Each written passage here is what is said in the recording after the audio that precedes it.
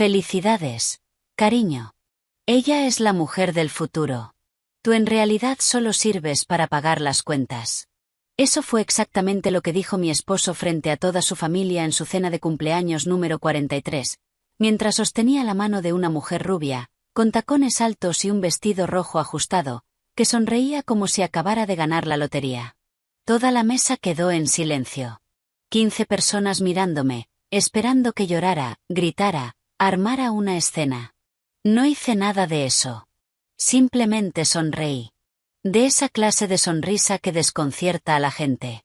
Tomé mi bolso del respaldo de la silla, me levanté despacio y dije: tienes razón, Richard. Realmente he pagado muchas cuentas, incluso algunas que ni siquiera sabes que existen. Su expresión cambió. Por un segundo vi miedo en sus ojos. Miedo real, como si acabara de darse cuenta de que había cometido un terrible error. Pero no duró mucho. Soltó una risa nerviosa y forzada, esa que la gente usa para ocultar su incomodidad, y volvió a abrazar a su amante. Salí de ese restaurante con la cabeza en alto, los ojos secos y el mentón firme. Me subí al coche, cerré las puertas con llave, esperé a que mi respiración se calmara y llamé al señor Andrews, el abogado, quien durante 6 meses había estado preparando meticulosamente todo aquello que mi esposo creía que era suyo. Michael, dije con voz firme y controlada. Puedes empezar mañana. El restaurante era uno de esos lugares caros en Soho, con luces bajas que proyectaban sombras en las paredes, mesas de madera oscura pulida que reflejaban la luz de las velas y camareros vestidos de negro que se movían como sombras silenciosas entre las mesas negras. El aire era denso, casi sofocante, con el olor del Cabernet de Napa Valley y un perfume excesivamente caro, del tipo importado que cuesta más de $300 la botella. Era noviembre, ese frío neoyorquino nítido antes de la primera nevada real. Y podía sentir mi blusa de seda pegándose a mi espalda, el sudor nervioso deslizándose por mi cuello, incluso con la calefacción al mínimo. Mi corazón latía tan fuerte que estaba segura de que las personas a mi alrededor podían oírlo como un tambor resonando en mi pecho. Mis manos temblaban ligeramente, pero las mantuve firmes, casi rígidas, sujetando el asa de mi bolso Michael Kors de cuero genuino. El mismo bolso que había comprado con mi propio dinero ganado con esfuerzo, con mi salario como gerente de compras de una cadena de supermercados. Ese día tenía 41 años. 41 años de vida, 18 de ellos al lado de ese hombre. Tenía el cabello castaño lacio hasta los hombros, que yo misma recogía cada mañana en un moño práctico porque no tenía tiempo para el salón ni paciencia para cuidados elaborados. Mi ropa era sencilla pero bien cuidada, siempre limpia y planchada. Mis uñas eran cortas, sin esmalte, porque trabajaba con las manos y era inútil intentar mantenerlas perfectas. Mi maquillaje era ligero, solo labial nude y un poco de rímel. Siempre he sido de esas mujeres que pasan desapercibidas. Ya sabes, la que trabaja duro, se levanta a las 6 de la mañana, llega a casa a las 7 de la tarde y aún así prepara la cena, la que se ocupa de todo y de todos, pero a la que nadie ve realmente, nadie nota, nadie valora. Richard estaba en la cabecera de la mesa, como siempre le gustaba, ocupando el lugar de honor, el centro de atención. Llevaba una camisa de diseñador azul claro, sin corbata, con 2 botones desabrochados para mostrar los vellos canosos en su pecho que él creía encantadores y que se empeñaba en exhibir. Su cabello tenía demasiado gel, canoso en las sienes, un estilo que él pensaba que lo hacía ver maduro e interesante. Una barriga prominente de cerveza que ya no podía ocultar ni siquiera con camisas bien cortadas. Sonreía ampliamente con esos dientes blancos perlados que yo había pagado para blanquear 3 años antes en un tratamiento que costó $1.500. La mujer a su lado, esa Jessica, debía de tener como máximo 28 años, quizá incluso menos. Una rubia decolorada con ese tono amarillo artificial, pestañas postizas tan largas que parecían tocar sus cejas y ese bronceado artificial de alguien que pasa los días en el gimnasio y en cabinas de bronceado. Llevaba un vestido rojo que apenas le cubría los muslos, tan corto que tenía que acomodarlo con cada movimiento, y un escote que dejaba poco a la imaginación. Sus dedos tenían uñas acrílicas largas y rojas, muy caras, y tocaba el brazo de mi esposo con cada frase, riendo demasiado fuerte, soltando carcajadas exageradas ante chistes que ni siquiera eran graciosos. La madre de Richard, Vera, una mujer de 67 años con una expresión permanentemente amarga, estaba sentada al lado opuesto de la mesa, mirándome con el mismo desprecio que había tenido hacia mí desde el día en que nos conocimos. A su lado estaban los dos hermanos de Richard, Frank y Junior, con sus respectivas esposas, todos fingiendo que aquella situación era completamente normal, como si fuera natural que un hombre casado presentara a su amante en su propia fiesta de cumpleaños. También estaba la hermana menor, Brenda, de 35 años, que al menos tuvo la decencia de parecer incómoda, mirando su plato y removiendo la comida sin comer. El detonante llegó cuando el camarero trajo el pastel. Un enorme pastel de 3 pisos con un brillante glaseado de chocolate belga, adornado con esas flores de azúcar hechas a mano que cuestan una fortuna y que solo elaboran pastelerías especializadas. Richard sopló las 43 pequeñas velas que formaban el número 43. Las sopló con su habitual estilo teatral. Y mientras todos aplaudían con cortesía, atrajo a Jessica hacia sí de manera posesiva y le dio un beso. Un beso francés largo y profundo frente a todos, frente a mí, su esposa legal desde hacía 18 años. Y entonces soltó esa frase. La frase que había pensado, planeado decir, ensayado en su cabeza solo para humillarme de la forma más cruel posible, porque eso era lo que mejor hacía, humillarme. En los últimos años se había convertido en un deporte para él, un pasatiempo, una forma de entretenimiento. Pero esta vez era diferente, porque esta vez yo estaba preparada. Había guardado cada prueba, cada documento, cada estado de cuenta, cada conversación grabada. Había abierto una cuenta en un banco en línea que él no sabía que existía, uno que jamás imaginaría que yo usaba. Durante 2 años completos había estado transfiriendo fondos lentamente, dinero que legalmente era mío, pero que él creía controlar. Y había contratado al mejor abogado de derecho familiar de la ciudad de Nueva York, un hombre de 55 años, con el cabello gris perfectamente cortado y trajes italianos impecables, que me miró a los ojos en nuestra primera consulta, sostuvo mi mano y dijo con convicción: «Señora Patricia Adams, cuando yo termine, su esposo tendrá que pedir permiso hasta para respirar». Cuando salí de ese restaurante, miré hacia atrás una última vez. Richard me observaba a través de la ventana de cristal y por primera vez en mucho tiempo vi algo diferente en su rostro. Ya no estaba riendo. Estaba pálido, preocupado. Conocí a Richard en 2005 en la fiesta de graduación de un amigo en común que estudiaba ingeniería. Yo tenía 22 años. Acababa de graduarme en Administración de Empresas en la Universidad de Nueva York y estaba llena de planes ambiciosos. Quería viajar por el mundo, construir una carrera internacional, vivir sola en mi propio apartamento, ser independiente. Richard tenía 24. Trabajaba como vendedor en un concesionario de autos de lujo en Manhattan. Y tenía ese aire encantador de buscavidas neoyorquino que en ese momento me parecía divertido. Era amable, hablador, extrovertido y sabía cómo hacer reír a la gente. Me invitó a bailar. Me hizo reír toda la noche con historias exageradas sobre clientes locos del concesionario. Y al final de la fiesta me pidió mi número con su habitual seguridad. Llamó al día siguiente y al otro y al otro. 2 meses después, éramos oficialmente pareja.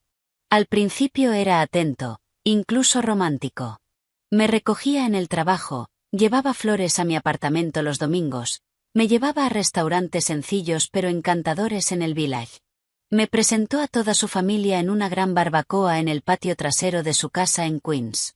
Su madre, Vera, ya me miraba de reojo entonces con esa expresión juzgadora. Demasiado educada para mi hijo, la escuché susurrarle a una cuñada cuando pensó que yo no estaba escuchando. Pero ignoré el comentario. Pensé que con el tiempo, al convivir, me aceptaría, me valoraría, vería que era una buena persona para su hijo. ¡Qué ilusión tan ingenua! Richard me pidió matrimonio en un restaurante sencillo cerca de Central Park. Nada demasiado elaborado, con un anillo modesto que pagó en 12 cuotas con su tarjeta de crédito. Dije que sí porque pensé que realmente lo amaba. Porque creí que construiríamos una vida juntos, una familia, un futuro. Porque era joven y lo suficientemente ingenua como para creer que el amor era solo esa sensación agradable en el estómago, esa ansiedad placentera, esa emoción cuando él llegaba. Nos casamos en 2007, una fiesta pequeña pero hermosa en un salón alquilado en Brooklyn. Decoración sencilla con flores blancas y velas. Mis padres, siempre humildes, mi padre conductor de autobús urbano y mi madre costurera autónoma que trabajaba desde casa, hicieron un enorme esfuerzo financiero. Sacrificaron años de ahorros para pagar la mitad de la fiesta. La familia de Richard aportó la otra mitad, pero Vera se encargó de dejar claro, repitiéndolo varias veces, que aquello era un regalo generoso de su familia y que yo debía estar eternamente agradecida por toda su bondad. Nos mudamos a un pequeño apartamento alquilado de 2 habitaciones en Park Slope. Muebles sencillos comprados a crédito en una tienda local. Ollas y sartenes básicas que recibimos como regalos de boda.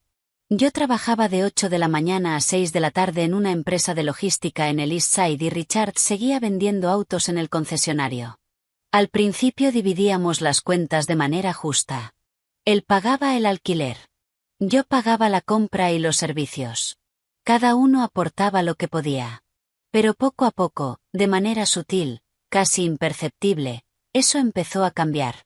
Primero dijo que las ventas habían bajado por la crisis económica y necesitaba que yo ayudara un poco más con el alquiler ese mes.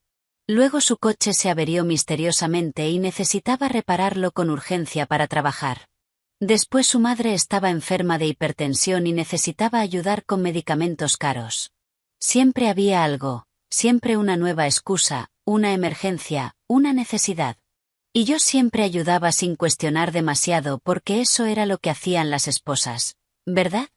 Ayudaban, apoyaban, mantenían todo unido. Eso era lo que mi madre me había enseñado. En 2010 me ascendieron a coordinadora de compras en mi empresa y mi salario se duplicó de la noche a la mañana. Recibí un generoso bono de $1000 por superar todos mis objetivos del año anterior. Con ese dinero, combinado con mis ahorros, di la entrada para nuestro propio condominio de 3 habitaciones en Carroll Gardens, un barrio en crecimiento ideal para familias. Puse la propiedad a nombre de ambos porque estábamos casados y porque aún creía firmemente que estábamos construyendo algo juntos, un patrimonio familiar. Richard estaba eufórico cuando se enteró. Lo celebró como si fuera un logro exclusivamente suyo. Llamó a toda su familia para compartir la noticia. Toda la familia vino a ver el nuevo condominio el primer fin de semana y Vera, por primera vez en 3 años de matrimonio, me dio un abrazo falso y mecánico. Pero fue algo, alguna señal de aceptación. Pasamos los siguientes 5 años amueblando ese condominio poco a poco, comprando un mueble aquí, otro allá. Y créeme, yo era quien pagaba la mayor parte.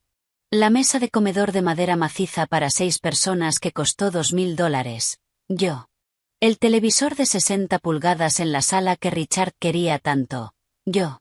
El armario empotrado a medida con espejos y cajones para el dormitorio principal, yo. Pero el nombre en la factura siempre era Richard porque él era quien tomaba las decisiones, negociaba los precios con el vendedor, iba personalmente a las tiendas a elegir. Yo solo transfería el dinero a su cuenta para que hiciera el pago. ¡Qué tonta fui! ¡Qué idiota! Los años pasaron rápido y Richard cambió lentamente. O quizás siempre fue así y yo estaba demasiado ciega, demasiado enamorada para verlo.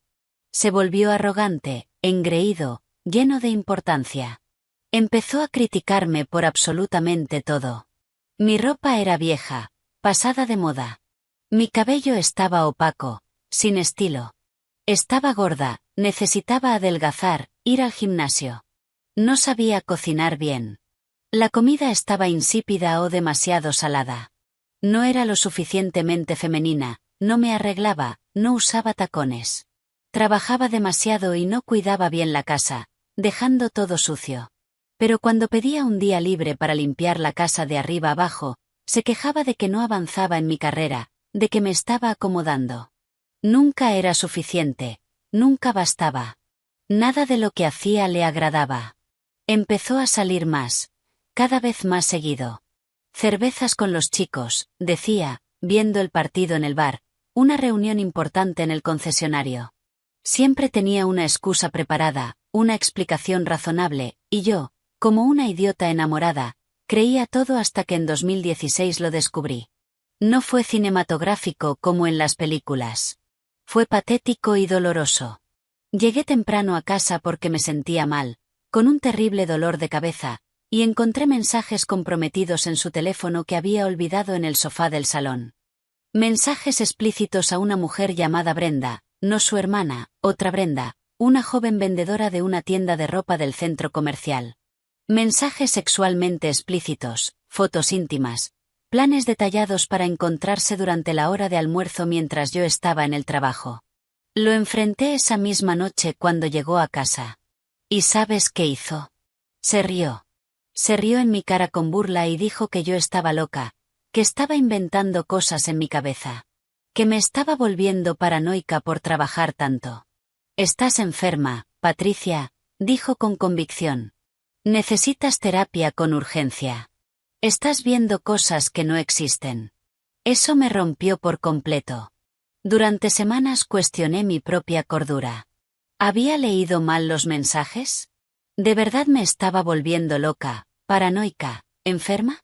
¿Estaba inventando una aventura en mi cabeza? Pero no lo estaba. Y en el fondo, muy en el fondo, lo sabía. Pero no estaba lista para irme, para terminar, para enfrentar la realidad. Económicamente podía irme. Tenía un buen salario. Pero emocionalmente estaba destruida.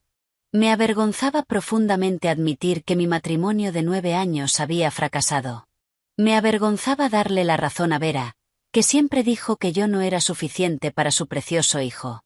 Me avergonzaba decepcionar a mis padres, que habían puesto tanta esperanza en ese matrimonio, que se habían sacrificado financieramente para la boda. Así que me quedé. Tragué mi orgullo y me quedé. Y él siguió engañándome. Después de Brenda vinieron otras mujeres. Ya no lo ocultaba tanto. Se volvió descuidado, imprudente. Llegaba a casa con perfume distinto en el cuello, con marcas de lápiz labial rojo en el cuello de la camisa, con historias que no tenían sentido. Y yo fingía no ver nada. Fingía porque era más fácil, menos doloroso que enfrentar la verdad cruel. En 2019 me ascendieron otra vez, esta vez a gerente regional de compras, un puesto importante. Mi salario subió a $12,000 al año. Finalmente estaba ganando buen dinero, realmente buen dinero, viajando por todo el país, visitando proveedores, obteniendo reconocimiento profesional, siendo respetada en el trabajo. Pero en casa, era completamente invisible. Richard apenas me hablaba durante la semana. Cenábamos en un silencio pesado, cada uno mirando su propio plato. Dormía dándome la espalda, en el borde de la cama, lo más lejos posible. El sexo se había vuelto una rareza. Ocurría una vez al mes, quizá. Mecánico, sin un beso, sin afecto. Humillante. Me sentía usada, descartada como un objeto. Pero seguía pagando la hipoteca y las cuotas del condominio. Seguía poniendo comida en la mesa todos los días. Seguía lavando su ropa, planchándola, organizándola porque eso era lo que había aprendido desde niña. Eso era lo que hacían las esposas. Era mi obligación. Luego, en enero de 2023, mi abuela materna, la abuela Marie, falleció. Tenía 89 años. Vivió una vida larga, pasando sus últimos 5 años en una residencia privada que mi madre y yo pagábamos juntas. Yo era su nieta favorita, la única que la visitaba religiosamente todos los domingos. Dejó testamento y en ese testamento me dejó todo lo que había ahorrado en una vida de trabajo duro. Una casa antigua pero bien mantenida en Queens, valorada en el mercado en alrededor de $160,000, y una cuenta de ahorro sólida de $70,000 que había reunido centavo a centavo vendiendo ropa en un mercado local, un total de $230,000, una fortuna. Richard no sabía nada de eso. No se lo conté. No se lo conté porque algo dentro de mí, algún instinto primitivo de supervivencia que creía haber perdido años atrás, me dijo que guardara silencio, que lo mantuviera en secreto. El proceso sucesorio estaba en marcha, lento como siempre, pero ya había recibido una parte significativa de los ahorros. Abrí una cuenta en otro banco, un banco en línea moderno que él ni siquiera sabía que yo usaba, que jamás descubriría. Puse todo allí, hasta el último centavo, Y fue entonces cuando todo empezó a cambiar radicalmente en mi cabeza. Me di cuenta de que tenía una salida. Me di cuenta de que ya no lo necesitaba para nada. Me di cuenta de que por primera vez en muchos años tenía poder real, poder financiero, el poder de elegir. Pero no actué impulsivamente. Hice algo mucho mejor, mucho más inteligente. Empecé a planear meticulosamente. Busqué en Internet a los mejores abogados de derecho familiar de la ciudad de Nueva York. Leí decenas de opiniones de clientes. Revisé casos reales que habían ganado en los tribunales. Encontré al señor Michael Andrews, un abogado reconocido, con una oficina lujosa en Park Avenue y una reputación sólida por ser absolutamente implacable en divorcios complicados y conflictivos. Programé una consulta inicial en marzo de 2023. Fui sola durante mi hora de almuerzo, cuando Richard pensaba que estaba en una reunión importante con proveedores. La oficina era exactamente como la imaginé. Ventanales de piso a techo, acero cepillado, decoración moderna y minimalista, una vista impresionante de la avenida bulliciosa debajo.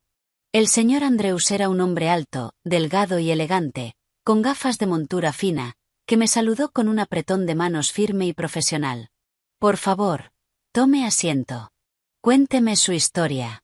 Tómese su tiempo, dijo, señalando un cómodo sillón de cuero. Y se la conté. Se lo conté absolutamente todo.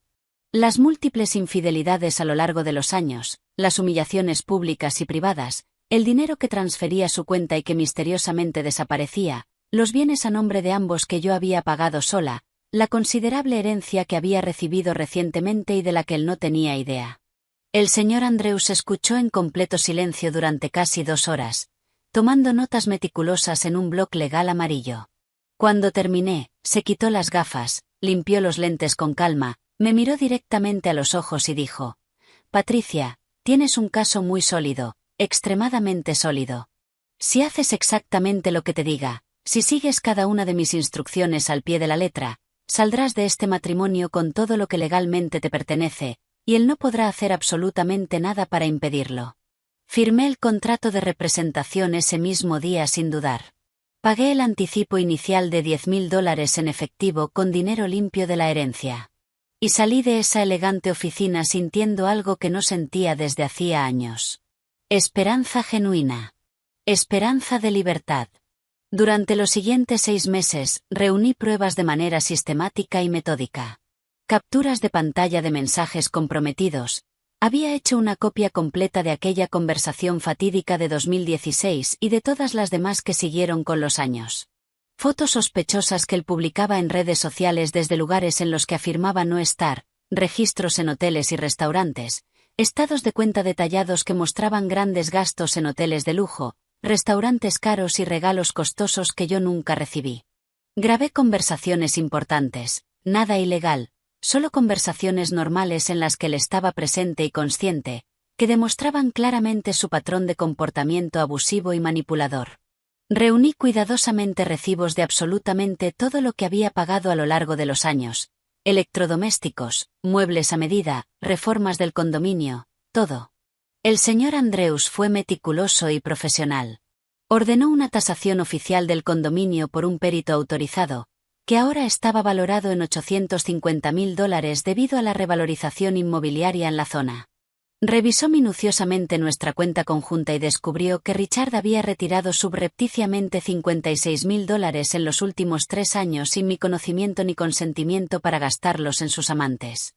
Eso tenía un nombre legal específico: disipación de bienes matrimoniales, y era fundamento legal para que tuviera que devolver cada centavo en la división de bienes. También descubrimos que el coche que conducía con orgullo, un Honda Civic 2020 nuevo que decía haber comprado con su propio dinero, había sido financiado con mi nombre como principal codeudora, y yo era quien religiosamente pagaba las cuotas mensuales mediante un débito automático que él había configurado en secreto. Ni siquiera sabía que mi nombre figuraba allí. El señor Andrews sonrió con satisfacción ante ese hallazgo y comentó: «Es arrogante y estúpido. Esa combinación siempre facilita enormemente nuestro trabajo». Mientras tanto, en casa, en el condominio, seguí siendo la esposa invisible y obediente. Cocinaba todos los días, Limpiaba la casa los fines de semana, pagaba todas las cuentas a tiempo. Pero por dentro era completamente diferente, transformada. Tenía un secreto poderoso, y ese secreto me daba fuerza interior. Cada vez que Richard me humillaba, y seguía humillándome constantemente, llamándome gorda, fea, vieja, diciendo que ningún hombre en el mundo me querría jamás, yo sonreía en secreto porque sabía exactamente lo que venía. Sabía que pronto lo perdería absolutamente todo. Y eso me mantenía mentalmente sana, equilibrada. En septiembre de 2024, solo 2 meses antes de la fatídica cena, Richard empezó a volverse más audaz y descuidado con su nueva amante, esa Jessica. Era diferente a las demás. Más joven, más atrevida, más exigente, y él estaba completamente obsesionado con ella. Empezó a hablar de ella abiertamente en casa como si me estuviera poniendo a prueba, provocándome. Conocí a una chica muy interesante en el trabajo, decía con naturalidad. Está llena de energía positiva. Te vendría bien tener un poco de esa energía. Yo fingía no oír. Fingía estar ocupada con el teléfono, con el trabajo, con cualquier cosa. Pero el señor Andrews oía cada palabra porque yo grababa discretamente todo y le enviaba los audios para analizarlos. Y entonces llegó la invitación a su cena de cumpleaños. Normalmente, estas fiestas se celebraban en la casa pequeña y abarrotada de Vera en Queens. Pero esta vez Richard insistió en un restaurante caro y sofisticado.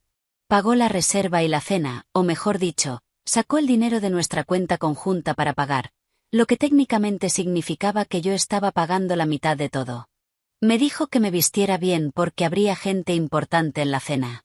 Yo sabía que algo venía. No conocía los detalles exactos, pero sabía que iba a hacer algo cruel. El señor Andrews me lo había advertido con claridad. Hombres como él necesitan público para su crueldad. No pueden humillar en privado. Pronto hará algo en público.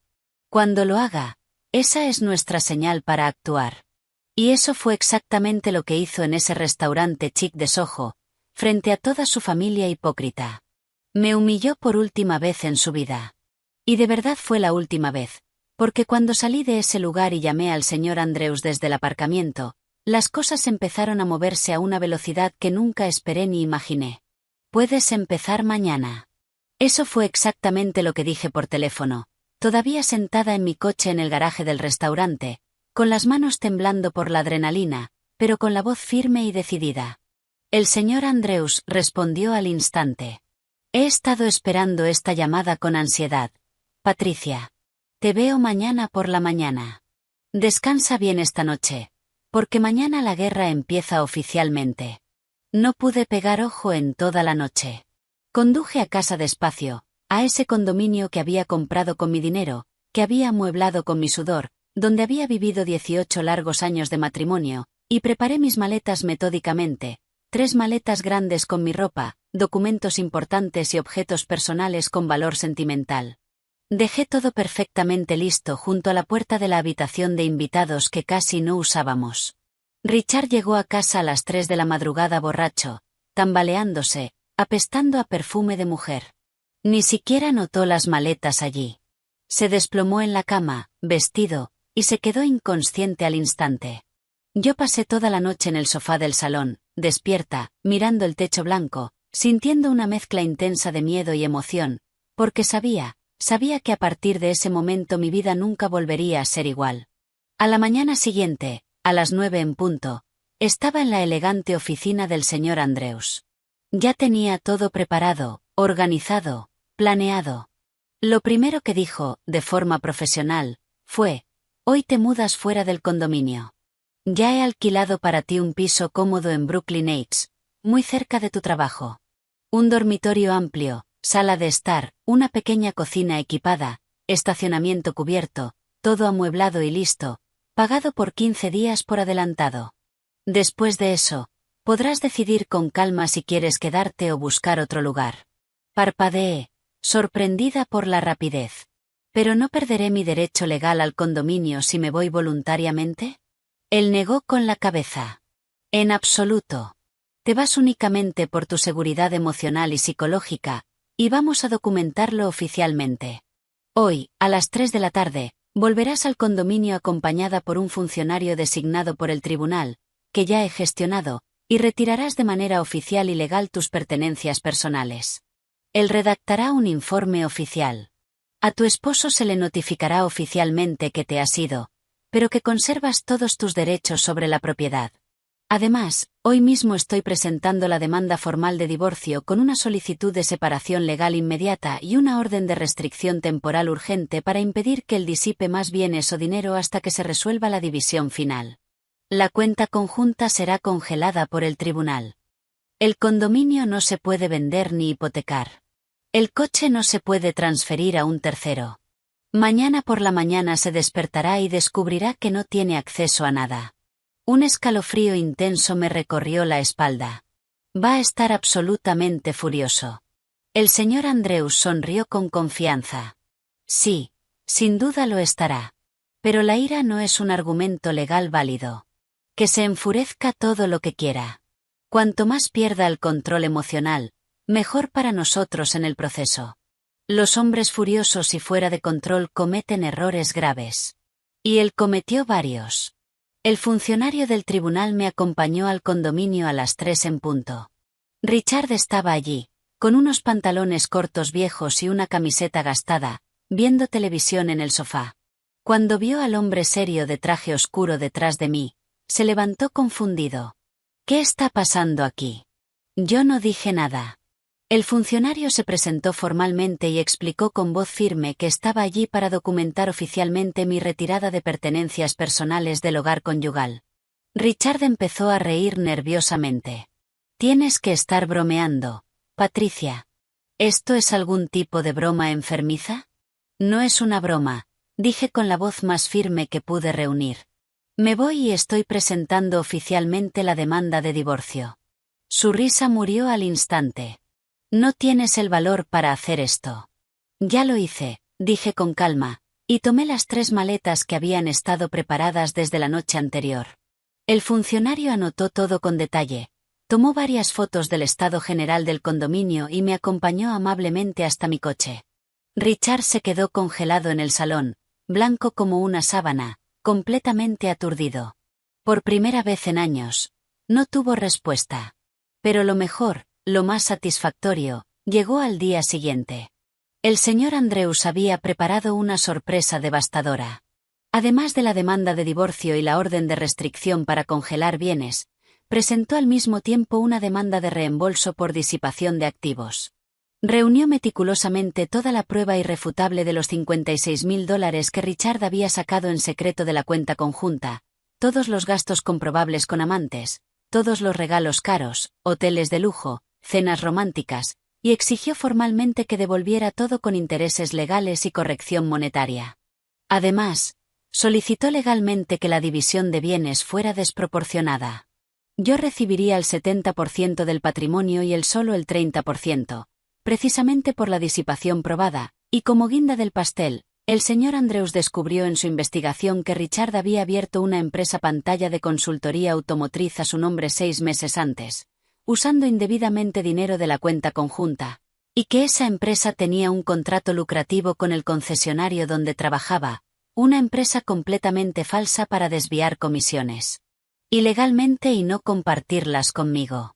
Eso tiene un nombre, ocultamiento fraudulento, un delito federal. El señor Andrews solicitó una investigación completa y detallada de sus finanzas. Cuando Richard recibió toda la documentación oficial, perdió el control por completo. Me llamó 23 veces en un solo día, envió 57 mensajes de texto desesperados.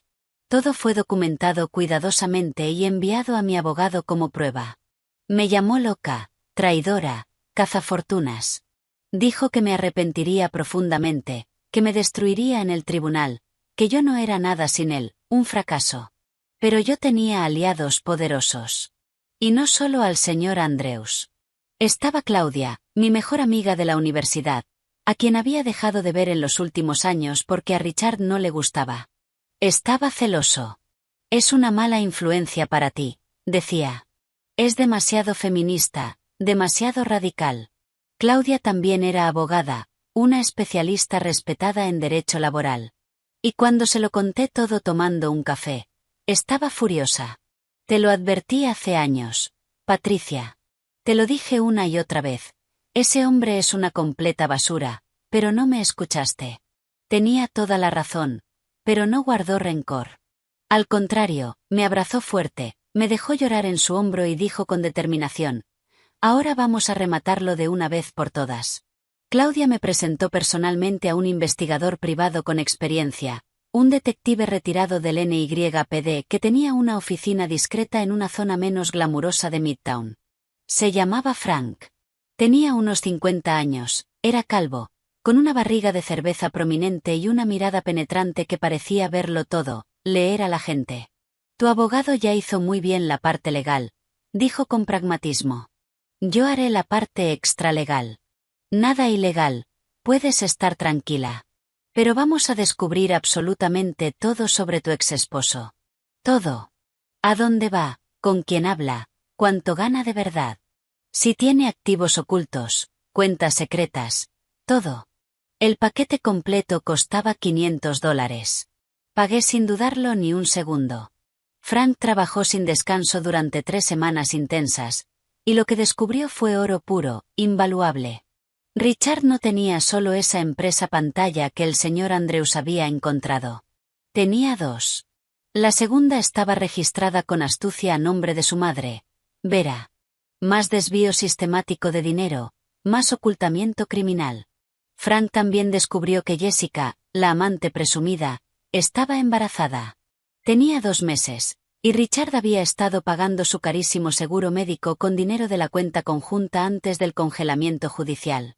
Frank descubrió que Richard había abierto una cuenta secreta de Bitcoin, criptomonedas, y había transferido el equivalente a $2.400 en moneda digital a esa billetera, creyendo ingenuamente que nadie podría rastrearlo.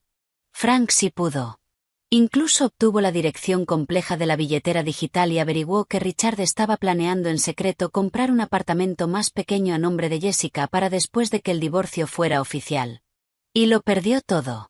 Pero no solo iba a perderlo todo. Iba a perder mucho más de lo que su imaginación limitada podía concebir, porque el señor Andrews tomó toda esa información explosiva, la incluyó con detalle en el expediente y pidió una audiencia de emergencia por ocultamiento fraudulento durante un proceso de divorcio en curso.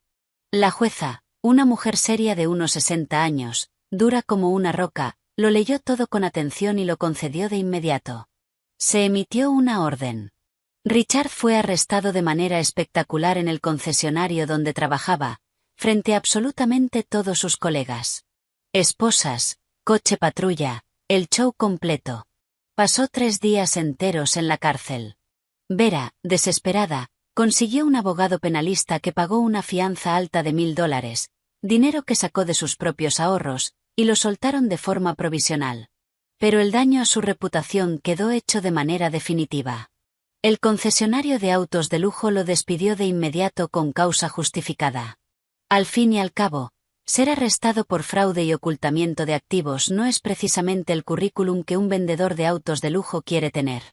Jessica desapareció por completo. Lo bloqueó de todo. Teléfono, WhatsApp, redes sociales. Después de todo, ella no se había apuntado a salir con un pobre criminal desempleado. Quería un hombre con dinero, estatus, estabilidad. Y ahora Richard no tenía nada de eso. Las empresas pantalla fueron descubiertas y expuestas. Los activos ocultos fueron encontrados.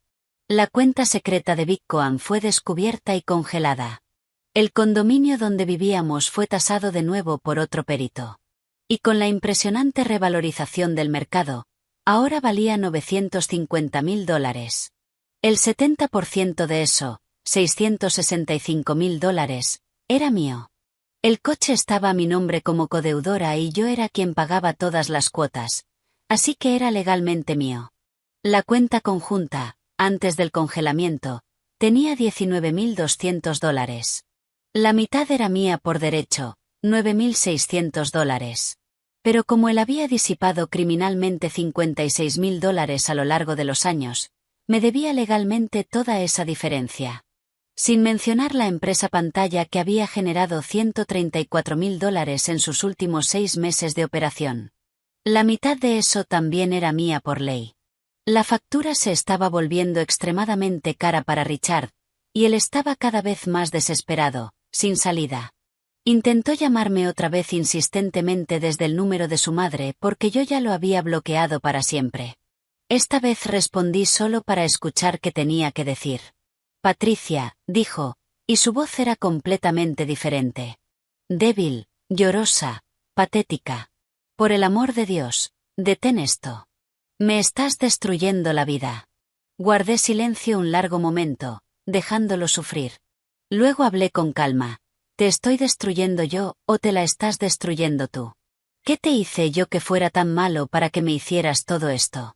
Me reí. De verdad me reí en voz alta. No fue una risa feliz. Fue una risa amarga, triste. La risa de alguien que acaba de oír algo demasiado absurdo, demasiado irreal. Richard, me engañaste sistemáticamente durante 8 años seguidos. Me humillaste en público y en privado. Tomaste el dinero que yo gané con esfuerzo y lo gastaste feliz en otras mujeres. Me presentaste a tu amante embarazada frente a toda tu familia y dijiste que yo solo servía para pagar cuentas. ¿Y de verdad me estás preguntando qué hiciste mal? Se quedó callado unos segundos, y luego dijo débilmente: «Puedo cambiar. Podemos empezar de nuevo. Dejaré a Jessica de inmediato. Lo dejaré todo. Podemos vender el condominio, dividir el dinero de forma justa y cada uno seguir su camino. Sin peleas, sin abogados, sin procesos complicados». No, dije con firmeza. ¿Por qué no? Porque no mereces un nuevo comienzo. No mereces nada. Y porque yo no quiero dividir nada. Quiero todo lo que es legalmente mío, y lo voy a conseguir. La audiencia de conciliación quedó programada oficialmente para diciembre, 3 semanas después de su arresto. Fue en el Tribunal de Familia del centro de Brooklyn, un edificio gris, feo, sin encanto, lleno de gente nerviosa esperando sus audiencias. Llegué puntual con el señor Andrews, vestida de forma profesional, pantalón negro de vestir, una blusa blanca impecable y un blazer gris. Llevaba el pelo en un moño perfecto y un maquillaje ligero y profesional. Quería verme seria, profesional, creíble. Richard llegó tarde con un abogado que su madre había contratado a toda prisa. Un hombre gordo con un traje gris arrugado y manchado, sudando abundantemente en la frente. Richard estaba físicamente diferente, transformado. Más delgado, casi esquelético, con ojeras profundas y varios días de barba. Me miró cuando entramos a la pequeña sala y esta vez ya no había arrogancia, solo miedo puro. La jueza era la misma que había revisado su caso semanas antes, la jueza Margaret Fonka. Miró con firmeza a ambos lados de la mesa y dijo: «Bien, ¿intentaremos llegar a un acuerdo amistoso?». El abogado de Richard, sin preparación, empezó a hablar nervioso. Dijo que el matrimonio desgraciadamente había terminado, que era natural dividir los bienes y que lo mejor para todos era 50% para cada uno y terminar con esto. El señor Andrews ni se inmutó. Solo abrió su maletín de cuero, sacó una pila enorme de documentos, como de 4 pulgadas de grosor, la dejó caer con peso sobre la mesa y dijo con calma: «Su señoría, como puede ver en detalle en los registros del tribunal, este no es un caso simple de división de bienes. Es un caso muy serio de disipación sistemática, ocultamiento criminal de activos, desvío ilegal de fondos y creación de empresas pantalla para ocultar bienes a su esposa. Tenemos pruebas irrefutables de absolutamente todo. Estados de cuenta completos, capturas de pantalla de mensajes comprometidos, contratos de empresas, declaraciones de testigos. El demandado usó dinero de la cuenta conjunta para financiar a sus amantes, incluyendo pagar el seguro médico de una que está embarazada. Usó el nombre de su propia madre para ocultar una empresa ilegal. Abrió una cuenta de criptomonedas para ocultar $2.400. Este hombre no merece el 50% de nada».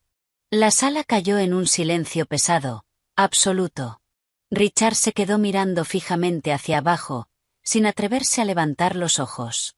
Su abogado revolvía sus papeles nervioso, sudando aún más.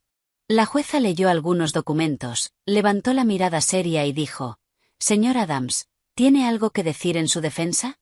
Miró a su abogado. El abogado le susurró algo inaudible. Y entonces Richard me miró directamente y suplicó: Patricia, por favor, metí la pata horrible. Admito todos mis errores, pero no puedes dejarme sin absolutamente nada. Ya no tengo trabajo. No tengo dónde vivir. Mi madre está enferma por todo el estrés de esta situación. Te lo ruego. Dividámoslo 50 y 50 y terminemos esto de una vez por todas. Respiré hondo, llenando mis pulmones, y luego hablé mirándolo a los ojos sin titubear. No. Solo eso. No, nada más. Parpadeó, confundido. No. No, repetí con firmeza. Trabajé duro durante 18 años. Pagué todo este condominio. Lo amueblé. Sostuve todo mientras tú tirabas el dinero en amantes. Aguanté humillación tras humillación. Aguanté abuso emocional. ¿Y ahora quieres que sienta lástima por ti? No. Nunca. No vas a tener 50 y 50. Tendrás exactamente lo que ordene el tribunal, y si dependiera de mí, sería el mínimo. La jueza me miró y por un instante vi un destello claro de aprobación en sus ojos. Golpeó el mazo con firmeza sobre el escritorio y dijo: como no hay posibilidad de acuerdo, el caso seguirá hasta sentencia final. La próxima audiencia es en febrero. Hasta entonces, la orden de restricción temporal sigue plenamente vigente. Y eso fue todo. Salimos. El señor Andrews me estrechó la mano con calidez y dijo: estuviste perfecta. Pero Richard todavía no se rindió. Nunca se rindió con facilidad. Solo cambió de estrategia. Una semana después de la audiencia fallida, apareció inesperadamente en mi trabajo. Yo salía de la oficina a las 6 de la tarde cuando lo vi, descaradamente apoyado en mi coche. El corazón me latió con fuerza. Pensé en gritar, llamar a seguridad, pero algo me hizo detenerme. Me acerqué despacio y dije con firmeza: ¿qué quieres aquí? Levantó las manos en un gesto falso de paz. Tranquila. Solo quiero hablar 5 minutos. No tenemos nada de qué hablar.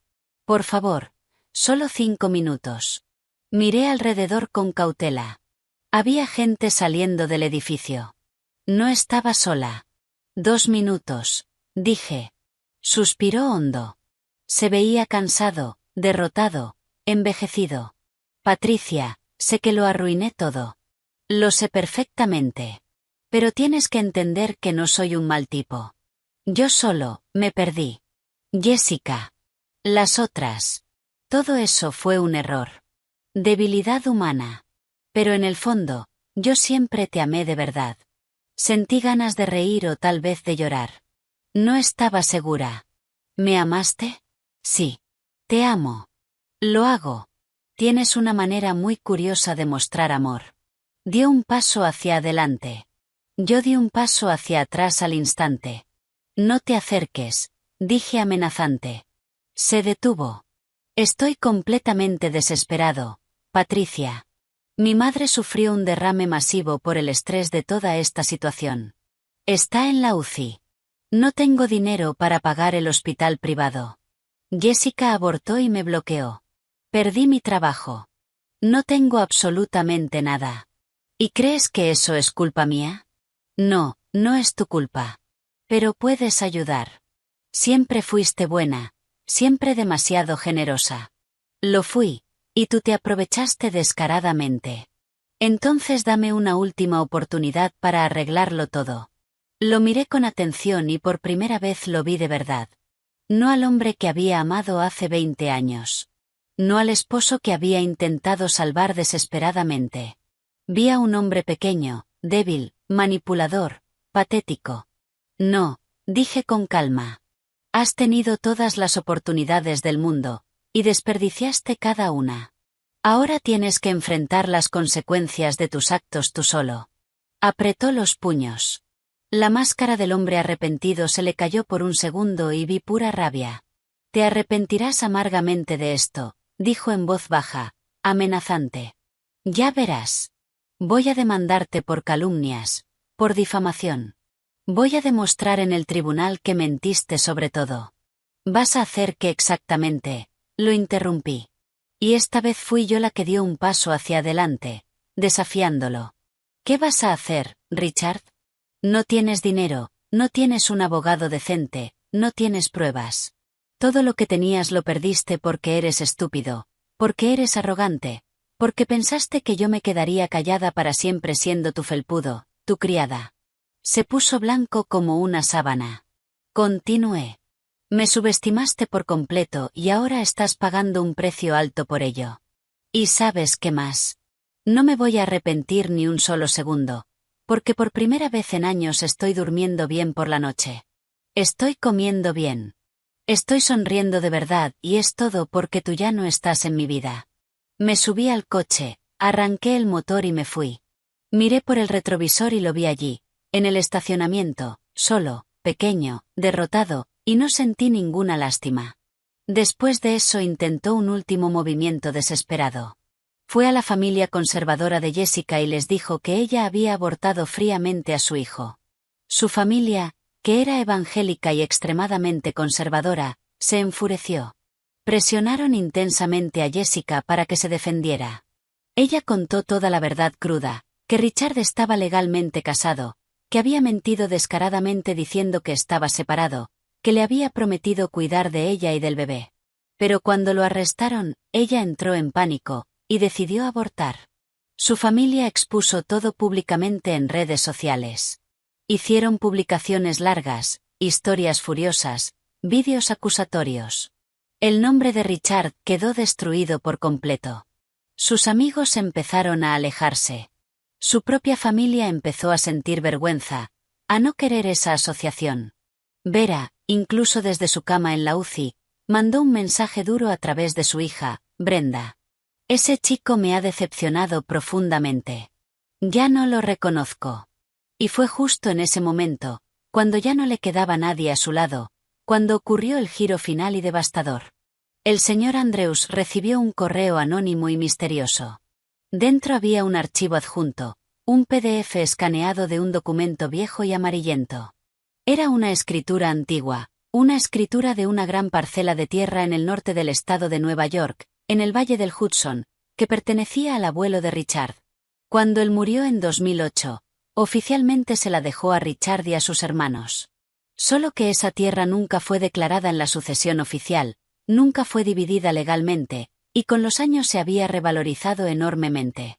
En ese momento valía alrededor de $600.000, y Richard poseía el 33%, unos $200.000.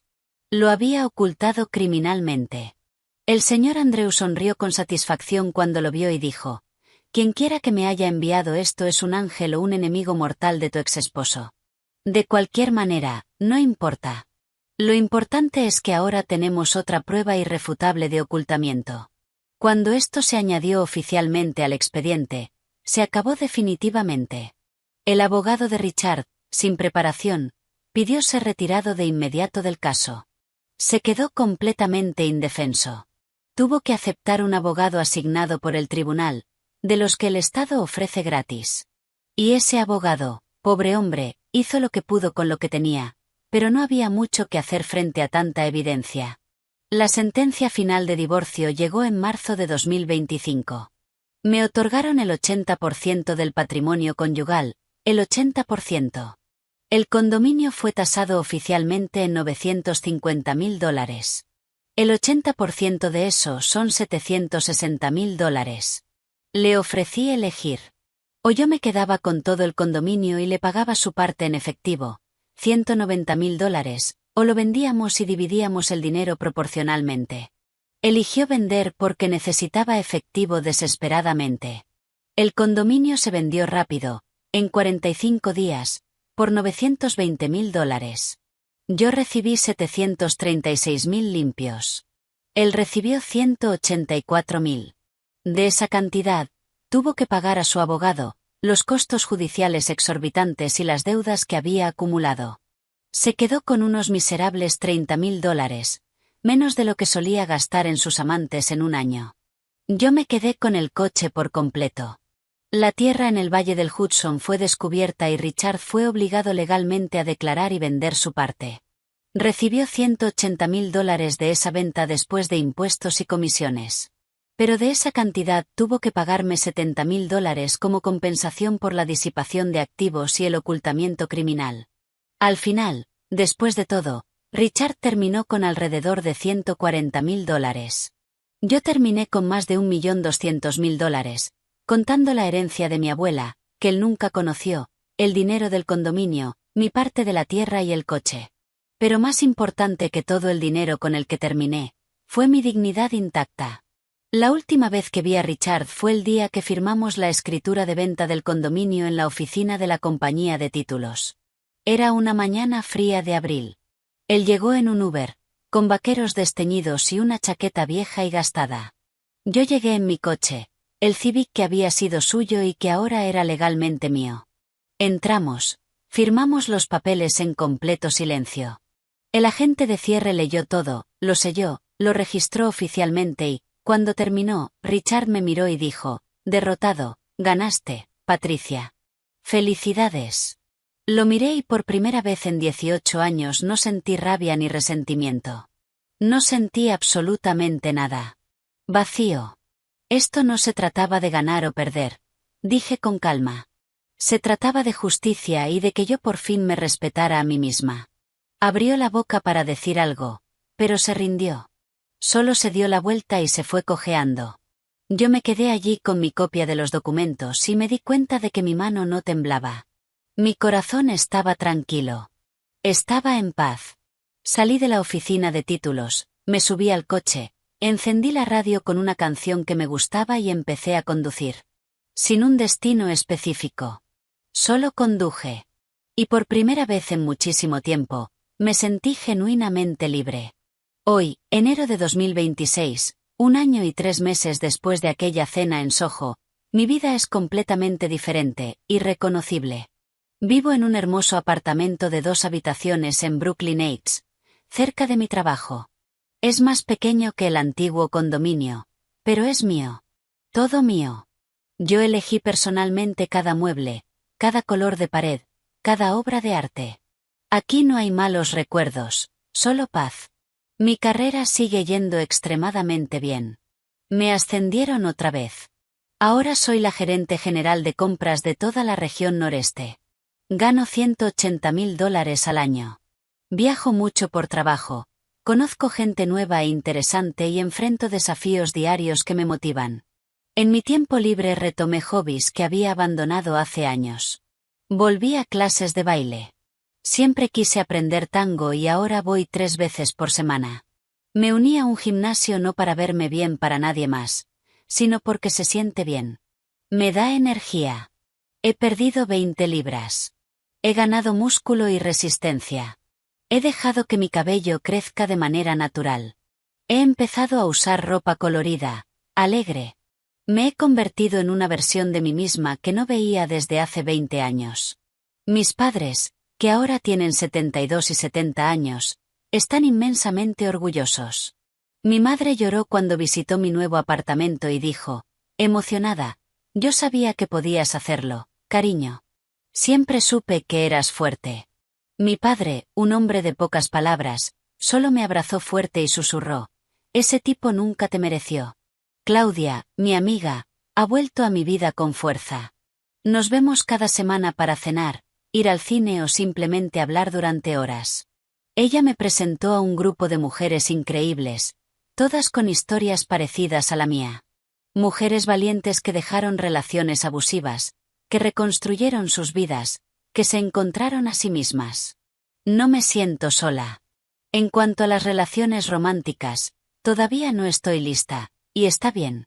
No necesito a nadie para completarme. Ya estoy completa. Pero tampoco descarto la posibilidad. Solo que ahora, si alguien entra en mi vida, tendrá que ser alguien que sume, no que me apague. Alguien que me respete, no que solo me tolere. Alguien que vea mi valor, no alguien que intente aprovecharse de él. Sobre Richard, sé muy poco. Escuché por conocidos en común que está viviendo con su madre, que se recuperó del derrame, pero tiene complicaciones permanentes. Que trabaja como vendedor en una tienda de electrónica ganando alrededor de 1,5 veces el salario mínimo. Que está solo, que intentó volver con Jessica, pero ella está comprometida con un jugador de béisbol de ligas menores y ni siquiera le respondió los mensajes. Que ha engordado, está deprimido y toma medicación con receta. No siento lástima. No siento alegría. Simplemente no siento nada. Él es una página pasada, un capítulo cerrado, una vida que dejé atrás. Aprendí muchísimo de todo esto. Aprendí que el amor propio no es egoísmo, es supervivencia. Aprendí que no puedes salvar a alguien que no quiere ser salvado. Aprendí que soy más fuerte de lo que jamás imaginé.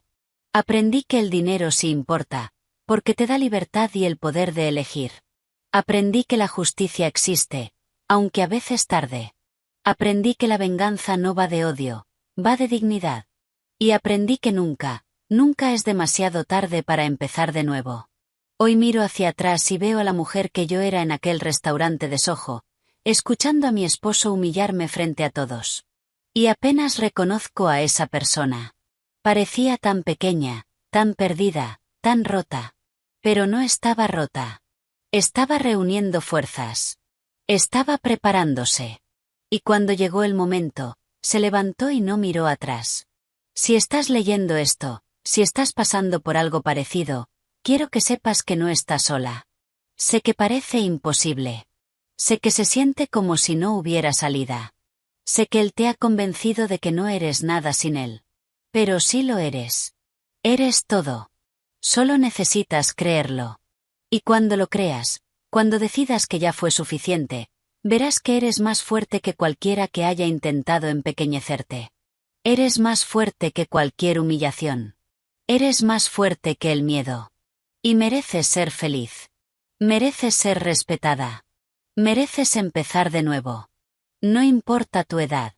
No importa cuánto tiempo creas que has perdido. No importa lo que creas que has sacrificado. Nunca es demasiado tarde. Nunca.